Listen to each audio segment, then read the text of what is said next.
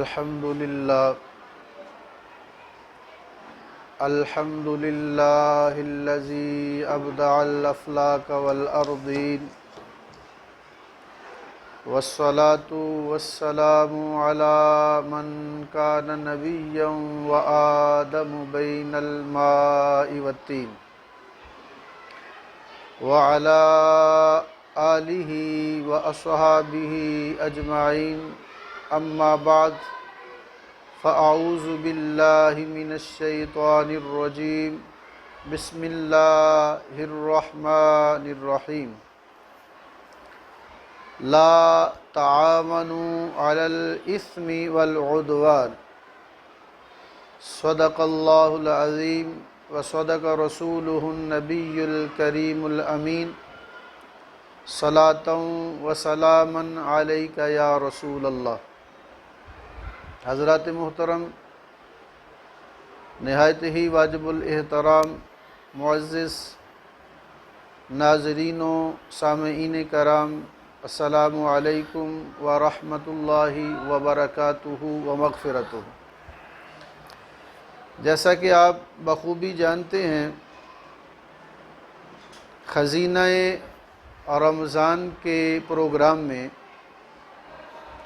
Chaudhry T V کی وساطت سے اور چودھری ٹی وی کی پوری ٹیم کی کوشش سے میں آپ سے مخاطب ہوتا ہوں. آج ہم جس موضوع پہ لب کشائی کریں گے وہ ہے بھیک مانگنا کیسا ہے. جو اس کا ٹائٹل ہے، جو عنوان ہے، جس کو ہم نے آج بحث موضوع بنایا ہے، وہ ہے بھیک مانگنا کیسا ہے. حضرات، آپ نے دیکھا ہوگا کہ جب رمضان کا مہینہ آتا ہے، اللہ تبارک و تعالیٰ کی رحمتوں کا نزول ہوتا ہے اور ہر طرف ثواب کی بہار ہوتی ہے. ہر طرف اللہ تبارک و تعالیٰ کی رحمتوں اور اس کی انوار و تجلیات کی بارشیں چھما چھم برستی ہیں. اور اسی ماہ مقدس میں بہت سے گناہ گار، سیاہکار، بدکار، جو ددکار زمانہ ہوتے ہیں،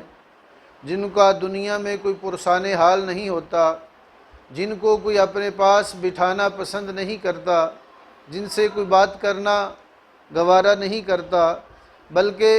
جس سے ہر بندہ دور بھاگتا ہے، ایسے بہت سے اللہ کے نیک بندے، خاص الخاص بندے، غریب بندے، ندار بندے، مفلس بندے، تنگ دست بندے جب اللہ کو پکارتے ہیں تو اللہ کی رحمت ان پہ برستی ہے.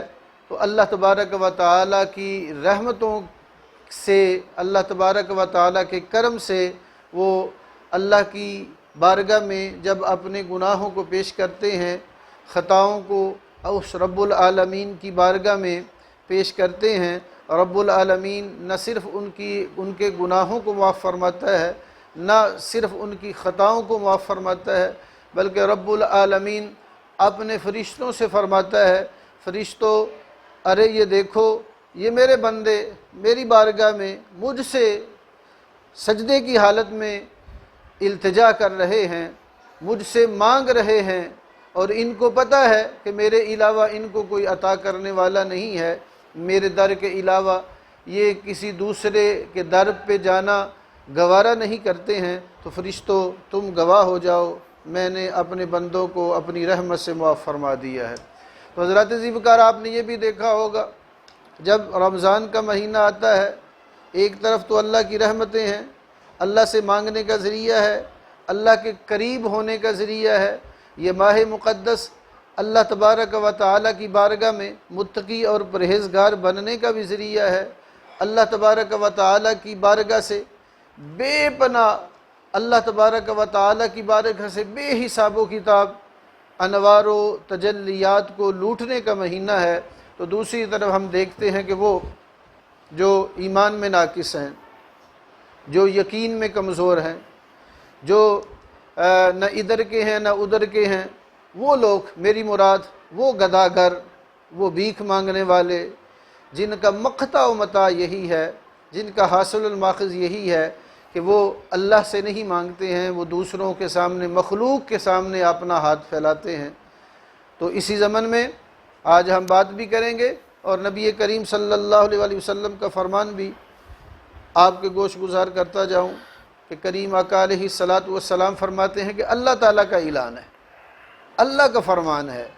حضرات، کیا وہ اللہ کا اعلان ہے، کیا وہ اللہ کا فرمان ہے جو رب العالمین کی طرف سے ہر عام و خاص کے لیے ہے؟ اللہ فرماتا ہے کہ محبوب اپنی امت سے کہہ دیں کہ جس طرح کا گمان میرا بندہ میرے اوپر کرتا ہے، میں بھی اسی طرح کا پھر اس کو عطا کرتا ہوں۔ جس طرح کا گمان بندے کا ہوگا، اس کے گمان کے مطابق اللہ تعالیٰ کی طرف سے فیصلے بھی آئیں گے، اللہ تعالیٰ کی طرف سے عطا بھی آئے گی، اللہ تعالیٰ کی طرف سے انوار و تجلیات کی بارشیں بھی برسیں گی۔ تو حضرات ذی وقار، آج ہم دیکھتے ہیں 1 2 4 5 10 نہیں، ہم ہر چوراہے میں دیکھتے ہیں، ہر دوراہے پہ دیکھتے ہیں، ہر رستے پہ دیکھتے ہیں، ہر دکان پہ دیکھتے ہیں، ہر بازار میں دیکھتے ہیں کہ بھکاریوں کا سیلاب آیا ہوا ہے۔ نہ صرف سیلاب آیا ہوا ہے بلکہ آندھی اور طوفان کی طرح بھکاری جو ہے وہ ہر ایک کے سامنے اپنا کشکول لیے پھرتے ہیں، ہر ایک کے سامنے اپنی حاجت روائی جو ہے، حاجتیں رکھتے ہیں، اپنی مشکلات رکھتے ہیں۔ لیکن ان کے لیے یہ پیغام ہے، ان کے لیے یہ اللہ تبارک و تعالیٰ کا فرمان ہے۔ میں ان کو اس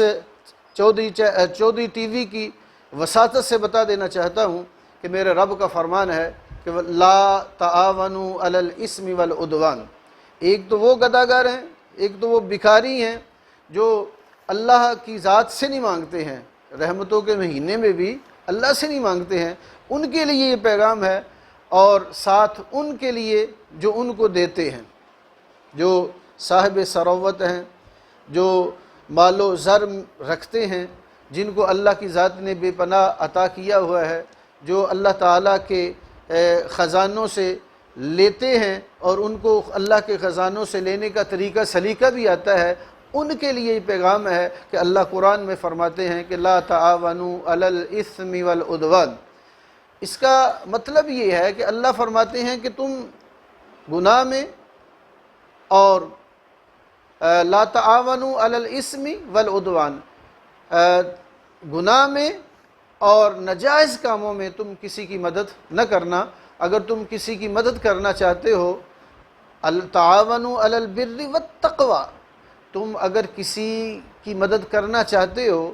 کسی کے کام آنا چاہتے ہو، نیکی اور تقوی میں تم ایک دوسرے کے کام تو آ سکتے ہو، ایک دوسرے کی مدد تو کر سکتے ہو، گناہ اور زیادتی میں تم کسی کے دست و بازو نہیں بن سکتے ہو، تم گناہ اور زیادتی میں کسی کے مداوا نہیں بن سکتے ہو، کسی کو تم اس میں بروئے کار لا کر اس کو آگے نہیں بڑھا سکتے ہو۔ تو حضرات ذی وقار، اللہ کا فرمان آپ نے سنا، تو میں چاہتا ہوں کہ جہاں پہ اللہ کا فرمان ہو، اللہ کی بات ہو، اللہ کا قرآن ہو، تو اللہ کے قرآن کے ساتھ، اللہ کی بات کے ساتھ حدیث کی بھی بات ہونی چاہیے، مصطفیٰ کی بھی بات ہونی چاہیے، نبی کریم صلی اللہ علیہ وسلم کا فرمان بھی آپ کے گوش گزار ہونا چاہیے۔ وہ جو گداگر ہیں، جو مانگنے والے ہیں، یہ پیغام ان کے لیے ہے خاص۔ کہ اس روایت کے راوی کا نام حضرت عبداللہ بن عمر رضی اللہ تعالیٰ عنہ۔ کون عبداللہ بن عمر؟ جو صحابہ کی صف میں ایک بہت بڑا مقام رکھتے ہیں۔ کون عبداللہ بن عمر؟ جن سے صحابہ کرام مسائل پوچھنے کے لیے آتے ہیں، میں ان کی بات کر رہا ہوں۔ روایت کو راوی کیا ہے حضرت امام بخاری نے اور امام مسلم نے، صحیحین میں یہ روایت موجود ہے، اور آپ روایت کو سنیے بھی اور پھر اس پہ ہم تھوڑی سی بات بھی کرتے ہیں۔ عن عبداللہ بن عمر رضی اللہ تعالیٰ عنہ قال قال رسول اللہ صلی اللہ علیہ وسلم ما یزال الرجل یسأل الناس حتی یأتی یوم القیامہ لیس فی وجہہ مدغۃ لحم، رواہ البخاری والمسلم۔ حضرات محترم، حضرت عبداللہ بن عمر رضی اللہ تعالیٰ عنہ فرماتے ہیں کہ میرے کریم آقا علیہ الصلاۃ والسلام نے فرمایا،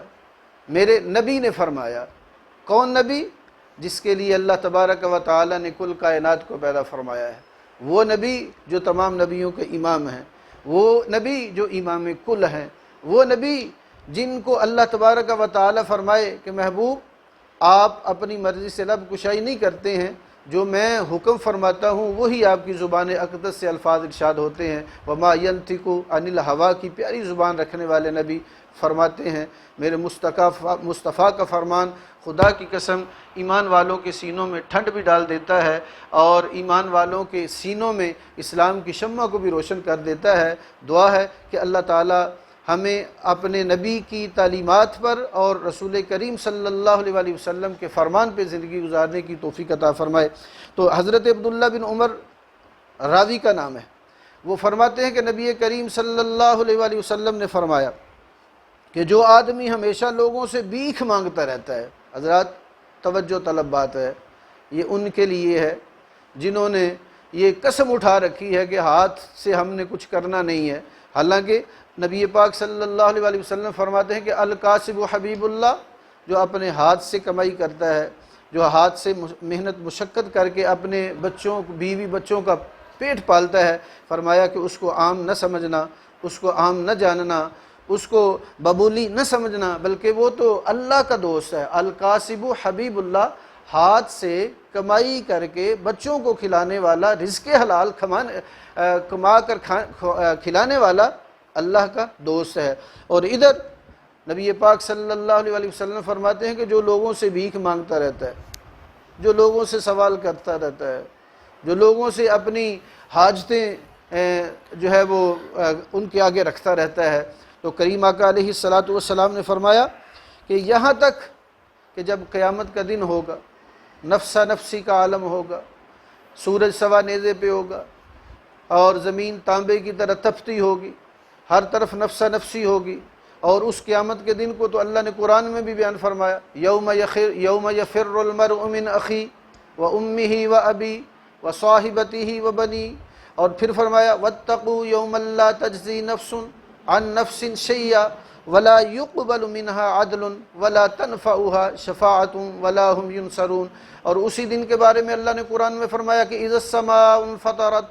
واذا الكواكب انتثرت واذا البحار فجرت واذا القبور بعثرت علمت نفس ما قدمت واخرت یا ایہا الانسان ما غرک بربک الکریم، اور اسی قیامت کے دن کے بارے میں اللہ نے دوسرے مقام پہ فرمایا کہ اذا الشمس کورت وَإِذَا النُّجُومُ انْكَدَرَتْ وَإِذَا الْجِبَالُ سُيِّرَتْ وَإِذَا الْعِشَارُ عُطِّلَتْ وَإِذَا الْوُحُوشُ حُشِرَتْ وَإِذَا الْبِحَارُ سُجِّرَتْ وَإِذَا النُّفُوسُ زُوِّجَتْ۔ تو حضرات محترم، جس قیامت کے بارے اللہ تبارک و تعالی اپنی مقدس کتاب میں جگہ جگہ پہ ارشاد فرمائے، خدا کی قسم نبی کریم صلی اللہ علیہ وسلم نے فرمایا کہ بھیک مانگنے والا جب قیامت کے دن اللہ کی بارگاہ میں ہوگا تو اس کا حال یہ ہوگا کہ وہ اس حالت میں آئے گا کہ اس کے منہ پر گوشت نہیں ہوگا، اس کے چہرے پہ گوشت نہیں ہوگا، ہڈیوں کا ڈھانچہ تو ہوگا، گوشت نہیں ہوگا، اور وہ اللہ کی بارگاہ میں بے آبرو کر کے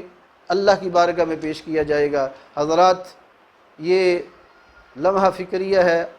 ان کے لیے جو گداگری کو اپنا کاروبار سمجھتے ہیں، جو گداگری کے میدان میں سر فہرست نکلنا چاہتے ہیں، یہ ان کے لیے مصطفیٰ کا فرمان ہے، یہ میرے آقا کا فرمان ہے۔ اور اسی ضمن میں ایک دوسری حدیث آپ کی بارگاہ عالیہ، آپ کی خدمت عالیہ میں رکھنے کی کوشش کرتا ہوں۔ اس روایت کے راوی کا نام حضرت ابو ہریرہ رضی اللہ تعالیٰ عنہ ہے۔ کون حضرت ابو ہریرہ رضی اللہ تعالیٰ عنہ؟ جنہوں نے سب سے زیادہ نبی کریم صلی اللہ علیہ وسلم کی حدیثیں بیان فرمائی ہیں، جو سب سے زیادہ روایتوں کے راوی ہیں، وہ حضرت ابو بکر صدیق، حضرت ابو ہریرہ رضی اللہ تعالیٰ عنہ۔ آپ فرماتے ہیں کہ عن النبی صلی اللہ علیہ وسلم عن ابی ہریرہ رضی اللہ تعالیٰ عنہ قال قال رسول اللہ صلی اللہ علیہ وسلم من هو يسأل الناس اموالكم تكسر فانما يسأل جمرا فليكلل او يكسر۔ اس روایت کو راوی کیا ہے حضرت امام مسلم نے، اور اس کا مطلب یہ ہے، اس کا مفہوم یہ ہے، اس میں میرے کریم آقا علیہ الصلاۃ والسلام فرماتے ہیں کہ وہ شخص جو اپنا مال بڑھانے کے لیے بھیک مانگتا ہے، حضرات اگر آپ غور کریں نا تو یہ بات روز روشن کی طرح آپ کے سامنے آئے گی۔ تھوڑا سا آپ اگر اپنے ذہن پہ بوجھ ڈالیں اور تھوڑا سا آپ غور و خوض کریں، غور و تدبر کریں، تو یہ جو بھیک مانگنے والے ہیں، یہ جو گداگر ہیں، ان کا اگر آپ بیک گراؤنڈ دیکھیں، ان کو اگر آپ تھوڑا سا قریب سے دیکھیں گے تو جتنی جائیدادیں ان کی ہوں گی، جتنا کاروبار ان کا ہوگا، کسی اور کا نہیں ہوگا، لیکن اللہ کی مار ہے ان پہ، اللہ تعالیٰ کی طرف سے سمجھ لیں کہ ان پہ عذاب ہے کہ یہ کام نہیں چھوڑ سکتے ہیں۔ تو اسی حوالہ سے نبی کریم صلی اللہ علیہ وسلم کا فرمان بھی سماعت فرما لیجئے۔ میرے آقا فرماتے ہیں کہ جو شخص اپنا مال بڑھانے کے لیے بھیک مانگتا ہے، فرمایا کہ وہ گویا کہ اس کی مثال ایسے ہے کہ جیسے وہ آگ کا انگارہ اپنے پیٹ میں ڈال رہا ہے، اپنے منہ میں ڈال رہا ہے۔ تو حضرات نبی پاک صلی اللہ علیہ وسلم نے فرمایا کہ اب یہ اس کو اختیار ہے، اب یہ اس کو اختیار ہے کہ وہ انگارہ آگ کا کم اکٹھا کر لے یا زیادہ کر لے۔ یہ جو بھیک مانگنا ہے نا، اس کو تشبیہ دی گئی ہے آگ کے انگارے سے، تو جس کو رسول پاک صلی اللہ علیہ وسلم فرما دیں اس میں کوئی شک نہیں ہو سکتا ہے۔ میرے آقا کے فرمان میں نہ کوئی شک ہے، نہ کوئی شبہ ہے، نہ کوئی تردد ہے، نہ کوئی وہم ہے، نہ کوئی گمان اس پہ بروئے کار لا سکتا ہے، بلکہ میرے آقا کے فرمان کو من و ان ماننا یہی ایمان کی نشانی ہے، یہی ایک ایماندار ہونے کی علامت ہے۔ تو اسی میں فرمایا کہ وہ چاہے آگ کا انگارہ زیادہ کر لے یا پھر کم کر لے۔ اور اسی ضمن سے ایک اور حدیث مبارکہ جس میں حضرت جابر بن سمرہ رضی اللہ تعالیٰ عنہ فرماتے ہیں، یہ جابر بن سمرہ رضی اللہ تعالیٰ عنہ وہ صحابی رسول ہیں جنہوں نے نبی پاک صلی اللہ علیہ وسلم کی وہ حدیث مبارکہ نقل فرمائی۔ آپ فرماتے ہیں کہ ایک رات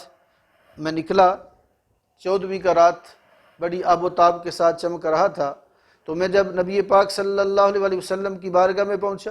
تو میں نے دیکھا کہ اللہ کے حبیب علیہ الصلاۃ والسلام آرام فرما رہے ہیں۔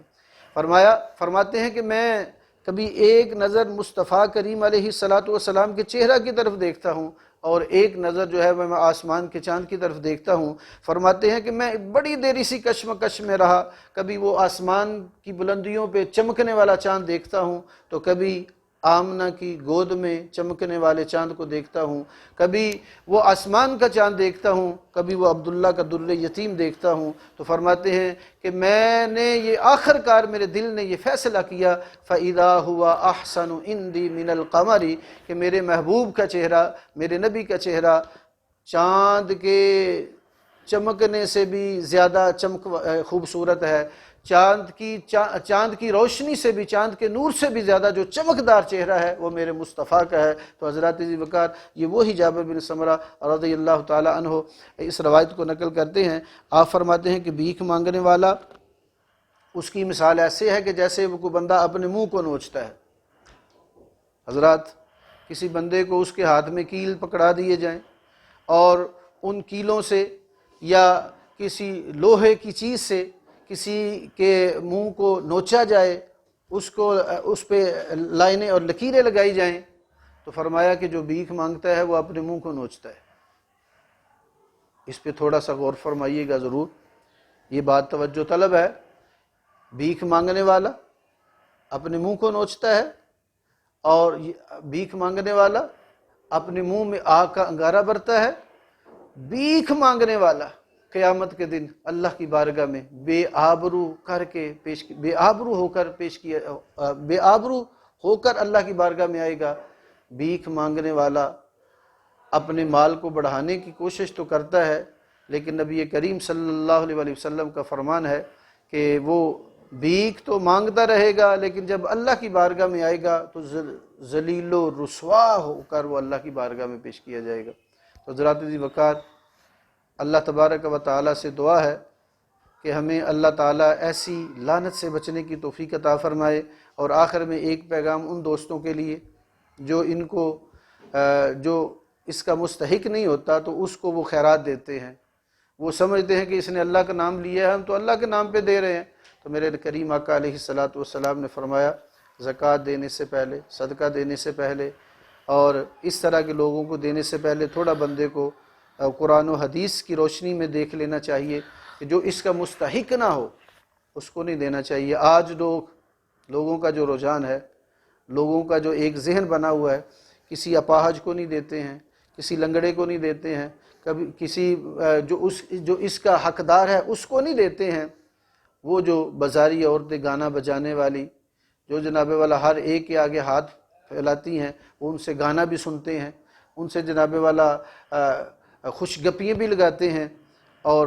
ان کو پیسے بھی دیتے ہیں، تو ایسے دوست جو ہیں وہ اپنے مال کو بھی ضائع کر رہے ہیں اور خوش گپیاں لگا کر اللہ تعالیٰ کی نافرمانی بھی کر رہے ہیں، اور مال جو اللہ نے دیا ہے، اللہ کے دیے ہوئے مال کو اللہ کی راہ میں خرچ نہیں کر رہے ہیں۔ ہو سکتا ہے کہ اسی عمل پہ ان کی پکڑ ہو جائے، ہو سکتا ہے کہ اسی عمل پہ اللہ تبارک و تعالیٰ کی ناراضگی کا سبب بن جائے۔ اللہ تبارک و تعالیٰ سے دعا ہے کہ اللہ تبارک و تعالیٰ میرا اور آپ سب کا حامی و ناصر ہو، میرے اوپر اور آپ سب پر اللہ اپنی رحمتوں کا نزول فرمائے، اور اللہ تعالیٰ مجھے اور آپ کو قرآن و حدیث اور احکامات الہیہ پر عمل پیرا ہو کر زندگی گزارنے کی توفیق عطا فرمائے۔ اور اللہ کی بارگاہ میں دعا ہے کہ اللہ امت محمدیہ کی اصلاح فرمائے، امت محمدیہ پہ اپنا کرم فرمائے، امت محمدیہ کی بخشش فرمائے۔ یہ جو ایک نیک مقصد لے کر چلے ہیں، یہ جو قافلہ نیک مقصد لے کر چلا ہے، یہ جو ایک نیک ذہن لے کر چلے ہیں، اللہ اس میں دن دگنی رات چگنی ترقی عطا فرمائے۔ انہی الفاظ کے ساتھ آپ سے اجازت چاہوں گا۔ اللہ تبارک و تعالی میرا اور آپ کا حامی و ناصر ہو۔ انشاءاللہ نیکسٹ دوبارہ ایک نئے پروگرام کے ساتھ آپ کی بارگاہ میں، آپ کی خدمت عالیہ میں حاضر ہوں گے۔ تب تک کے لیے اجازت۔ السلام علیکم ورحمۃ اللہ وبرکاتہ و مغفرت۔